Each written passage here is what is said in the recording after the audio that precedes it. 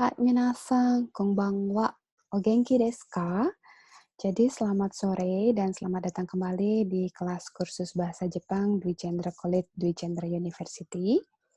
Jadi untuk pertemuan kali ini saya akan melanjutkan materi kita yaitu tentang asal-usul huruf dalam bahasa Jepang. Sebelumnya saya harap seluruh mahasiswa yang mendengarkan video pembelajaran ini dalam keadaan sehat, selalu jaga kesehatan ya. Jadi saya mohon izin untuk share screen PowerPoint saya. Terima kasih.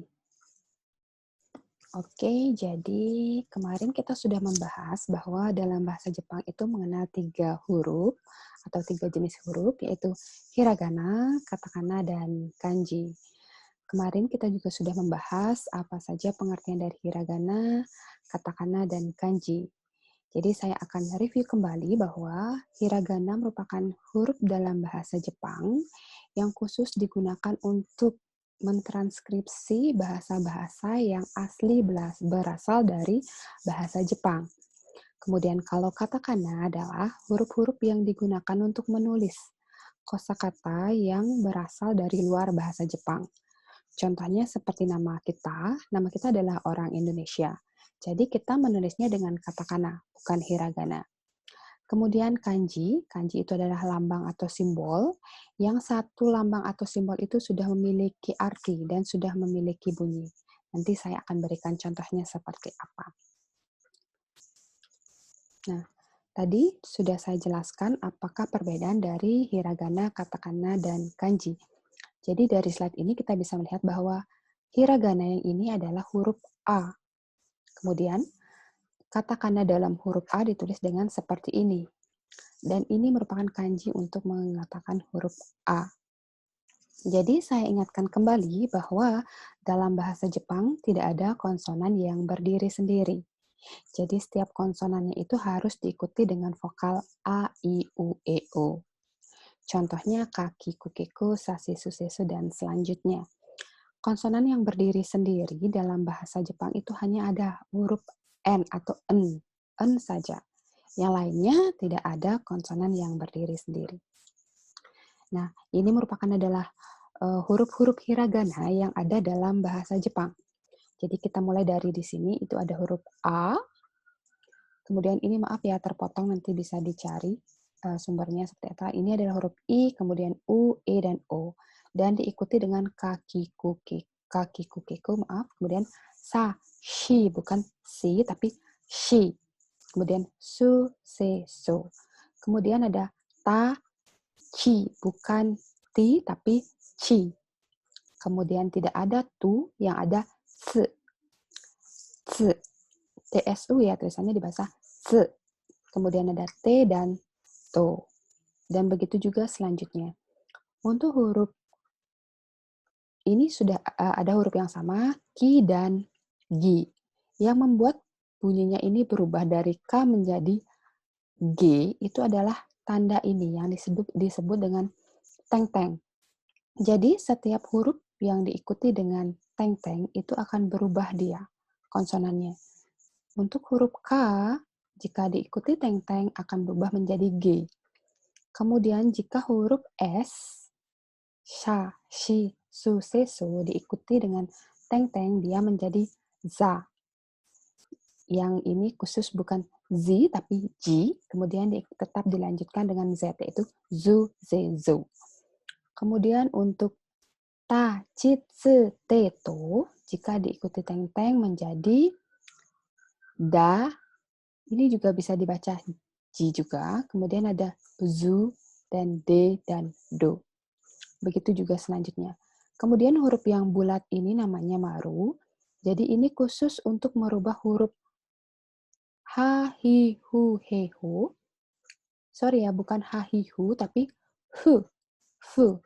Bukan hu, tapi fu. Ketika diikuti dengan maru, dia akan berubah konsonan menjadi pa, pi, pu, pe, pu. Kemudian ini tolong diperhatikan tulisannya, jika hurufnya yang mengikuti adalah hurufnya kecil, ukuran tulisannya itu kecil, berarti huruf vokalnya ki-nya itu hilang, ditambahkan dengan ya, sehingga menjadi Kia. Bukan Kia, tetapi Kia. Kemudian Q, Q. Ingat ya, jika hurufnya kedua-duanya besar, Ki dan Ya, itu dibaca Kia. Tapi jika porsi tulisannya ini adalah kecil, dibacanya menjadi Kia. Sama halnya juga dengan dalam katakana. Aturannya juga sama. Ini tulisannya lebih sederhana dan sedikit berbeda dengan hiragana. Tetapi sama saja aturannya, ada perubahan K jika ditambahkan teng-teng menjadi G, kemudian jika sa ditambahkan teng-teng menjadi za, dan selanjutnya itu sama saja. Tapi saya ingatkan kembali bahwa katakana ini digunakan untuk menulis kosakata ataupun nama ataupun negara yang merupakan bahasa di luar dari bahasa Jepang, yang merupakan bahasa asing. Saya ingatkan kembali ya, bahwa katakana itu contohnya digunakan untuk menulis nama Anda. Nama Anda adalah nama Indonesia, jadi ditulisnya dengan huruf katakana. Jadi saya tekankan lagi bahwa dalam bahasa Jepang, semua konsonan diikuti dengan huruf vokal. Tidak ada konsonan yang berdiri sendiri. Mungkin nanti bisa dicari contoh namanya. Contohnya adalah Arya. Tidak ada Arya menjadi Arya. Ada ri dia, bukan Arya, tetapi menjadi Arya.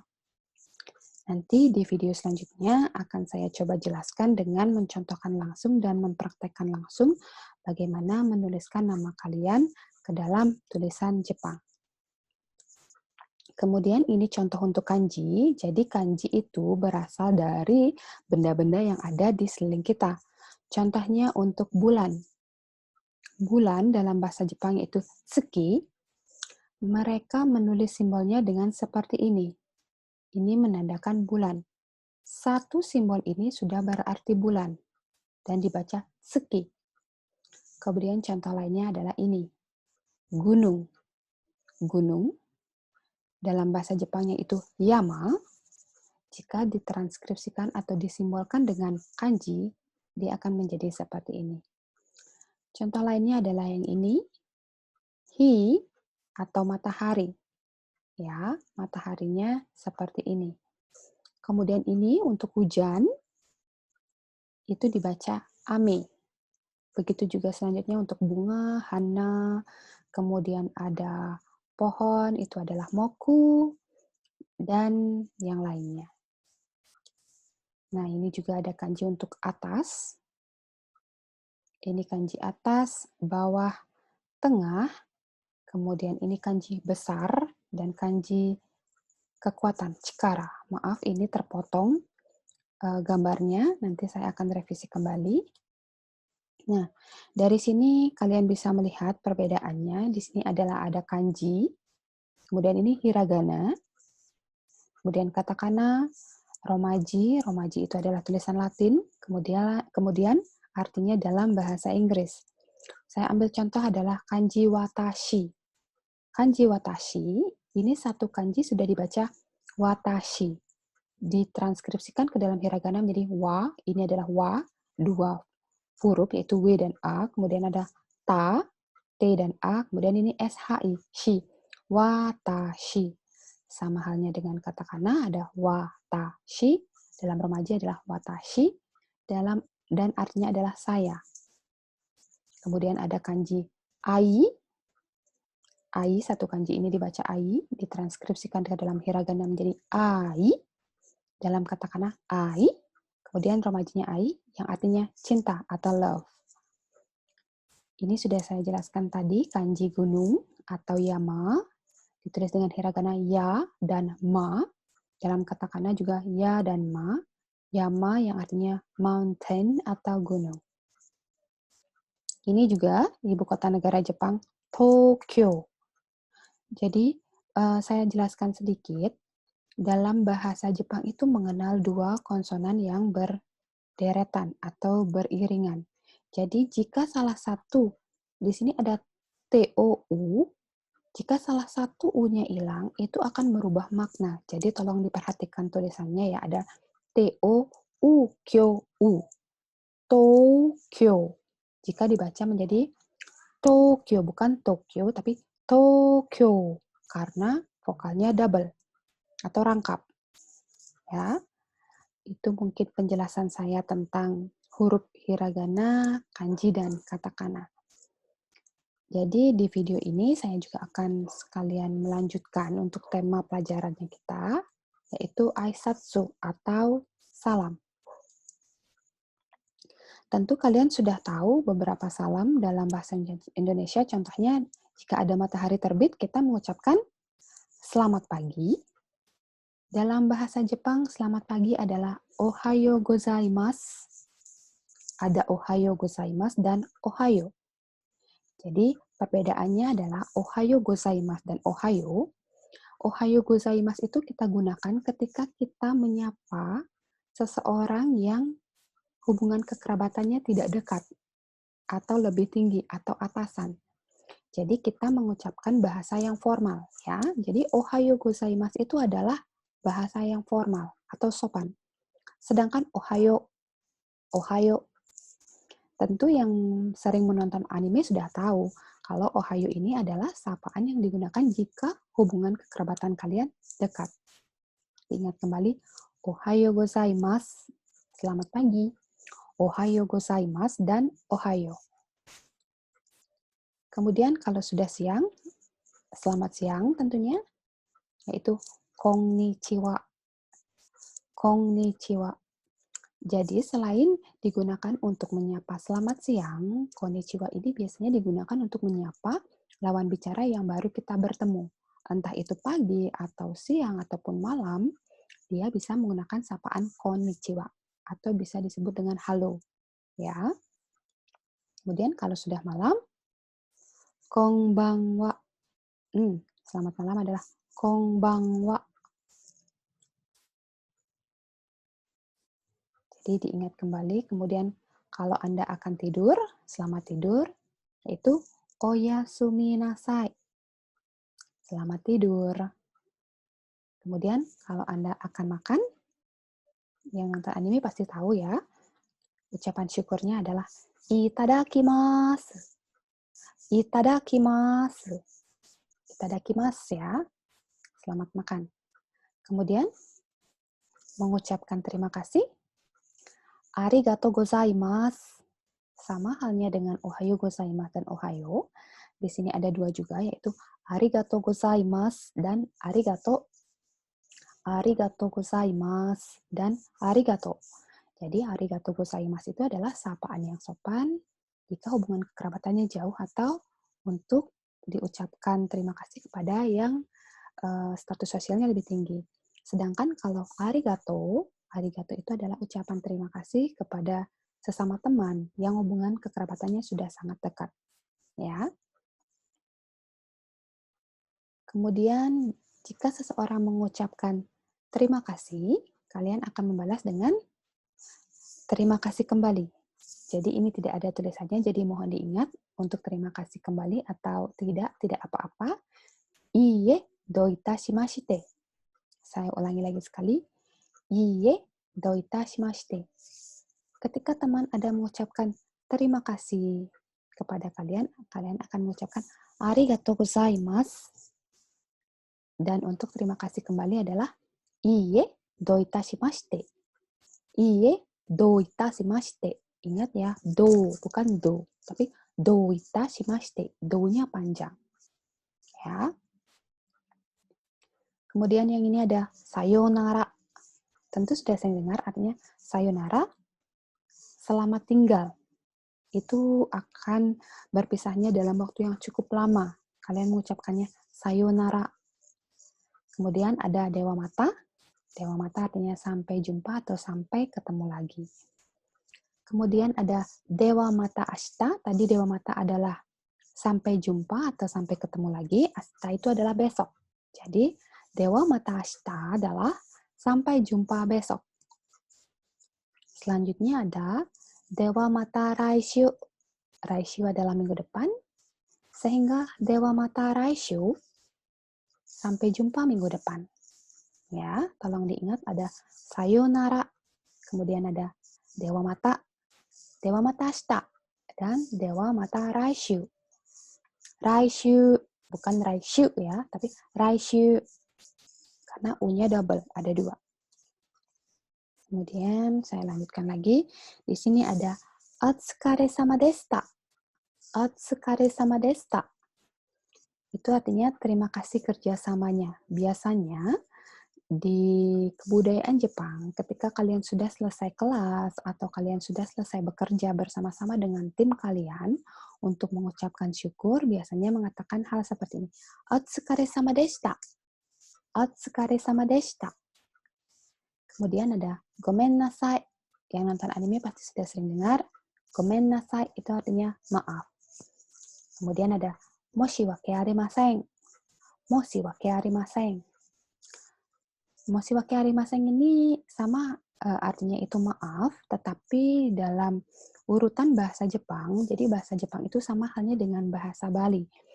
Jadi dalam bahasa Jepang mengenal bahasa yang akrab, kemudian formal dan sangat formal ya.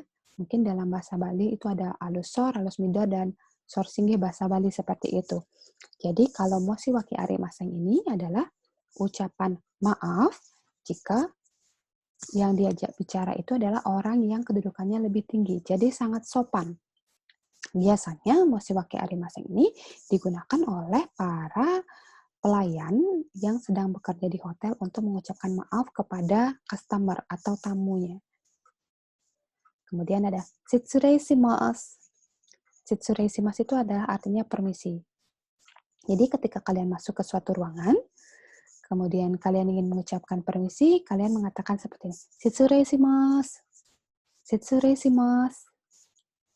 Kemudian yang ini ketika sudah selesai makan, mengucapkan syukur, terima kasih atas makanannya, kalian mengucapkan gochitsou sama deshita. Gochitsou sama deshita. Jadi saya ulangi dari atas lagi, ada otsukare sama deshita. Otsukare sama deshita. Kemudian ada gomenasai. Kemudian ada moshi wake arimasen. Kemudian ada shitsurei shimasu. Kemudian ada gochitsou sama deshita. Seperti itu. Ini ada ittekimasu. Yang sering nonton anime atau nonton Shinchan. Ittekimasu itu artinya saya pergi ketika Anda akan pergi dari rumah. Kemudian orang yang di dalam rumah mengatakan itterashai. Selamat tinggal atau hati-hati di jalan ya. Jadi kalau ittekimasu ini diucapkan kepada orang yang diucapkan oleh orang yang pergi, sedangkan itterashai ini diucapkan oleh orang yang ada di rumah. Kemudian ini ketika kamu sudah pulang ke rumah, kamu akan mengucapkan tadaima. Tadaima. Ini artinya saya pulang. Kemudian orang yang di dalam rumah mengatakan okaeri nasai. Okaeri nasai. Ya. Kalau yang sering nonton Shinchan pasti paham. Biasanya Shinchan ini terbalik dia mengucapkannya. Ketika dia pulang, dia akan mengucapkan okaeri nasai. Padahal seharusnya dia mengatakan tadaima, bukan okaeri nasai ya. Kemudian ini ojamasimasu. Jadi ojamasimasu ini adalah sapaan yang kalian gunakan ketika kalian bertamu atau pergi ke rumah orang. Ketika baru masuk ke rumah orang, kalian mengucapkan maaf sudah mengganggu, kalian mengatakan ojamasimasu. Ojamasimasu. Jadi seperti itu. Kemudian ini yang sering datang ke restoran Jepang pasti sering dengar irashaimase. Irashaimase. Itu artinya selamat datang, khusus digunakan untuk di toko ya, ataupun di restoran. Biasanya ucapan selamat datangnya itu adalah irashaimase atau irashai. Irashai. Bisa juga seperti itu. Tapi yang lebih sopan adalah irashaimase. Seperti itu. Kemudian yang ini, sumimasen itu sama halnya dengan gomenasai, sama halnya dengan moshi wake arimasen. Itu artinya maaf juga untuk sumimasen. Tapi di sini ada awalannya itu osokunate sumimasen. Osokunate sumimasen. Itu artinya kalian meminta maaf karena kalian sudah datang terlambat. Ini bisa kalian gunakan ketika kalian ikut kelas saya dan kalian terlambat untuk datang ke dalam ruangan saya. kalian bisa mengucapkan "Osukunate sumimasen." Saya minta maaf karena saya sudah datang terlambat.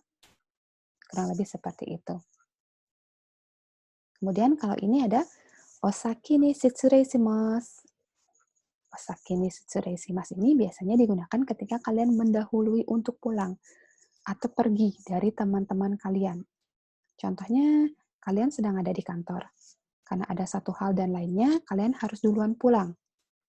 Jadi kalian mengatakan permisi kepada teman-teman kalian, kepada rekan-rekan kalian, dengan mengucapkan "Osaki ni shitsurei shimasu." Seperti itu.